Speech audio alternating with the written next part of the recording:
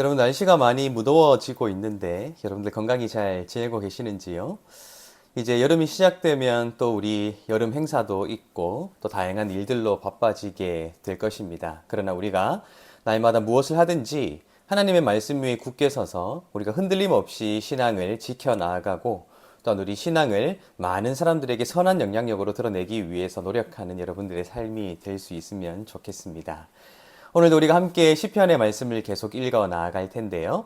오늘 우리가 함께 읽을 말씀은 시편 68편 1절부터 6절까지의 말씀입니다. 제가 한번 읽어 드릴 테니까요. 한번 잘 읽어 보시기 바랍니다. 다윗의 시인도자를 따라 부르는 노래. 하나님이 일어나시나니 원수들은 흩어지며 주를 미워하는 자들은 주 앞에서 도망하리이다.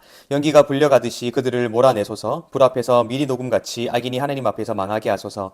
의인은 기뻐하여 하나님 앞에서 뛰놀며 기뻐하고 즐거워할지어다. 하나님께 노래하며 그의 이름을 찬양하라. 하늘을 타고 광야에 행하시던 일을 위하여 대로를 수축하라.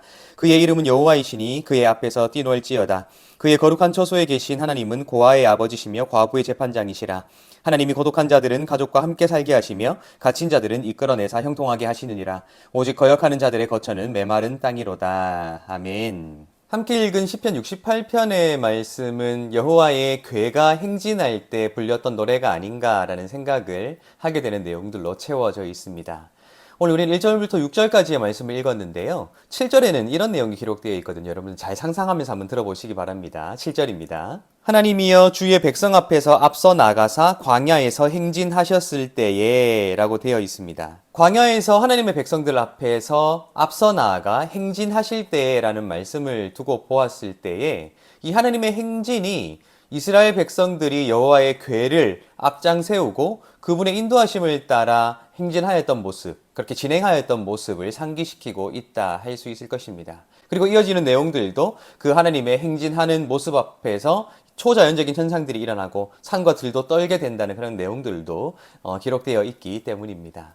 그런데 이 하나님의 언약궤가 행진하고 있는 이 내용을 묘사하고 있는 이 68편의 1절부터 6절까지의 말씀에는 이제 하나님께서 일어나셔서 그렇게 행진하실 텐데 하나님께서 행진하실 때 어떤 일들이 일어나게 될 것인가, 하나님께서 일어나실 때에 어떤 일들이 발생하게 될 것인가 하는 것들을 넌지시 기록하고 있는데, 이 하나님께서 일어나실 때에 일어날 일들에 대해서 두 종류의 사람들이 각기 다른 반응을 보이게 될 것이다 라고 기록하고 있습니다.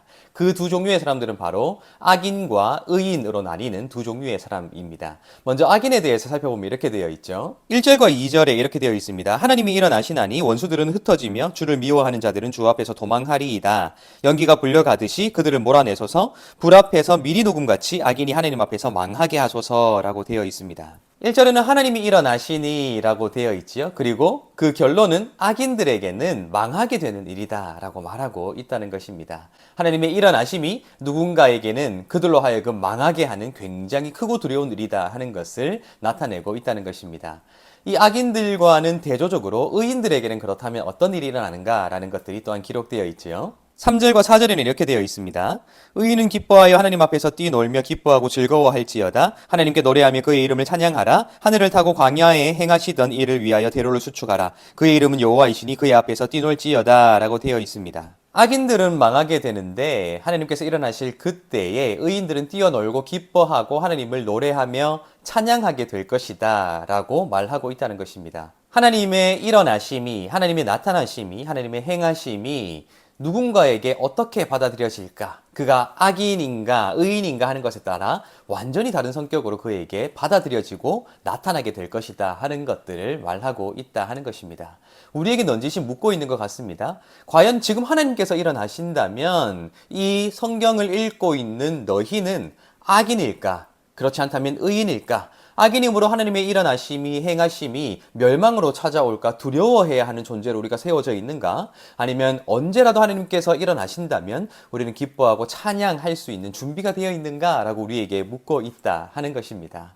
오늘 어쩌면 그렇게 하나님의 인재하심 가운데 우리의 모습이 어떤 존재로 만들어져 가야 할 것인가 하는 것을 우리에게 질문하고 있다 할 수 있을 것입니다. 더 아름다운 존재, 하나님의 나타나심과 일어나심을 기쁜 마음으로 받아들일 수 있는 존재로 나 자신이 세워져야 한다 하는 것들을 말하고 있다는 것이지요. 여러분들 우리도 그러한 삶을 살아갈 수 있으면 좋겠습니다. 그렇죠?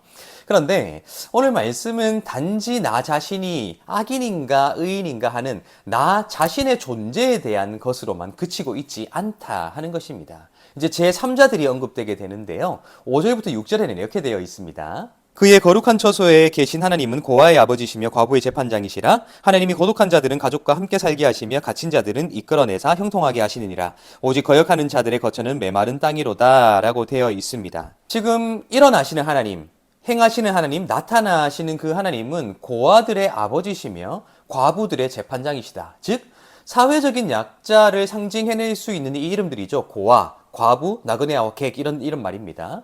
그렇게 사회적으로 소외될 수밖에 없었고 약자에게 항상 피해를 당할 수밖에 없었던 억울한 삶을 살 수밖에 없었던 사람들, 그들에게 아버지가 되어주시고 공정한 재판장이 되어주신다라는 것입니다. 그리고 이어지는 말씀도 굉장히 중요하지요. 고독한 자들을 가족과 함께 살게 하시며 갇힌 자들을 이끌어내사 형통하게 하신다라고 말하고 있다는 것입니다. 결국 많은 사람들에게 관심을 받지 못하고 또한 고립되어 있으며 그렇게 외롭게 살아가는 자들에게 하나님의 일어나심이 굉장히 아름다운 일들로 그들의 삶을 바꾸어 나갈 수 있는 결과를 불러올 것이라고 우리에게 말하고 있다 하는 것입니다. 이 모든 것들이 시편 68편 전체가 말하고 있는 바 여호와의 언약궤가 행진할 때, 진행할 때 나타나게 될 일들을 노래하는 내용으로 채워져 있는 것, 그것이 시편 68편이다 하는 것입니다. 여러분, 저는 이 시편을 읽으면서 이런 생각을 해보았습니다. 그 당시 언약궤는 하나님의 임재의 상징이었습니다. 하나님을 형상화할 수 없었기 때문에 이 언약궤를 하나님께서 임재하신 것의 상징물로 삼았던 것이 고대 이스라엘의 신앙이었다 하는 것이지요. 그 하나님의 임재하심 앞에서 또한 나타나심 앞에서 악인들은 망하게 될 것이고 의인들은 기뻐 찬양하게 될 것이다. 그리고 사회적인 약자들이 하나님께로부터 아름다운 일들을 경험하게 될 것이다 라고 노래하고 있다 하는 것이에요. 하나님의 임재를 상징하는 그 언약궤의 행진 앞에서 그런 일들이 일어나기를 간절히 소망하는 것이라고 할 수 있을 것입니다. 그런데 우리 시대에는 그 언약궤가 없잖아요. 우리 시대에는 그 언약궤를 가장 앞세우고 우리가 그 언약궤를 따라가는 그런 광야에서의 삶도 살아가지 않는단 말입니다. 삶의 환경은 바뀌었고 또한 언약궤도 없으며 신앙의 양상도 많이 바뀌었지만 시편 68편이 우리에게 말하고 있는 바 공통점이 있지요. 여전히 우리 사회에는 사회적인 약자들이 있고 어려움을 당하는 사람들이 있고 그렇게 무시받으며 살아가는 사람들이 여전히 존재하고 있다. 그 점은 우리에게 변함이 없다 하는 것입니다. 따라서 저는 이런 생각을 해보았습니다. 그 당시 하나님의 임재를 상징했던 언약궤가 행진할 때에 아름다운 일들이 있을 것이라고 소망했던 이 시인의 고백, 그 시인의 고백이 다만 과거에 갇혀 있지 않고 이 문자에 갇혀 있지 않고 우리 시대에 적용될 수 있다면 어떻게 적용될 수 있을까 하고 말입니다.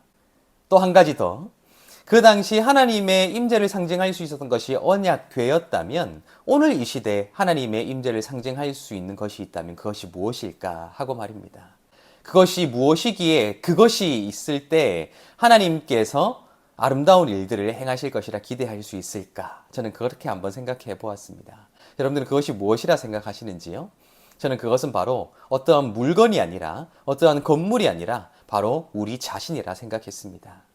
당시 하나님의 임재를 상징했던 하나님께서 임하신다고 여겼던 그것이 바로 언약궤가 머무르는 성소였지요. 그런데 놀랍게도요. 우리는 하나님께서 우리 안에 성령이 거하시게 하는 성전으로 부르셨다는 사실을 입술로 고백하고 있습니다. 결국 하나님의 임재하심, 하나님의 나타나심을 상징할 수 있는 것은 바로 우리 자신이다 하는 것입니다. 따라서 오늘 이 시편 68편에서 그 하나님의 임재 앞에서 일어나게 될 아름다운 일들을 꿈꿔왔던 것은 우리의 삶 한가운데서 일어나야 할 일이다 하는 것을 우리에게 도전하고 있다는 것입니다. 우리가 성령을 모시고 살아가기에, 하나님과 동행하기에, 하나님께서 우리와 함께 걷고 계시기에 우리가 살아가고 있는 모든 삶의 자리에서 오늘 이 시편 68편이 노래하고 있는 바 그 아름다운 일들을 고아의 아버지로서의 하나님의 역할, 또한 과부의 재판장으로서 하나님의 역할, 또한 고독한 자들과 갇힌 자들에게 하나님께서 아름다운 일들을 행해 주실 것이라는 기대, 그러한 것들을 다른 곳에서 찾을 것이 아니라 그 하나님을 모시고 살아가게 되는 우리의 삶을 통해 이루어 드려야 되는 것이 아닐까라는 생각을 해보게 된다는 것입니다. 여러분, 언약궤가 행진할 때 불렀던 노래라고 말씀드렸지요. 이제 언약궤는 없습니다. 그리고 이 땅에는 더 이상 구약 성경의 시대에 지어졌던 것과 같은 형태의 성전은 존재하지 않습니다. 성전은 우리 자신입니다. 성령께서 우리 안에 계시기 때문입니다. 따라서 우리가 하나님의 임재의 상징이 되어야 하고 우리가 그렇게 일어나시는 하나님의 일을 행해 드려야 할 가장 중요한 사명자다 하는 것이 오늘 말씀을 통해 우리에게 드러난다 하는 것입니다. 오늘도 우리가 그러한 삶을 살아갈 수 있으면 좋겠습니다. 하나님이 어디 계신가 누군가 묻는다면 나를 보면 알 수 있지 않느냐 이렇게 말할 수 있는 존재, 그러한 존재가 되어 하나님의 놀라운 일들을 행해 드릴 수 있는 저와 여러분들이 되면 좋겠습니다. 그러한 삶으로 하나님께 영광 돌리게 되시기를 예수님의 이름으로 축복합니다.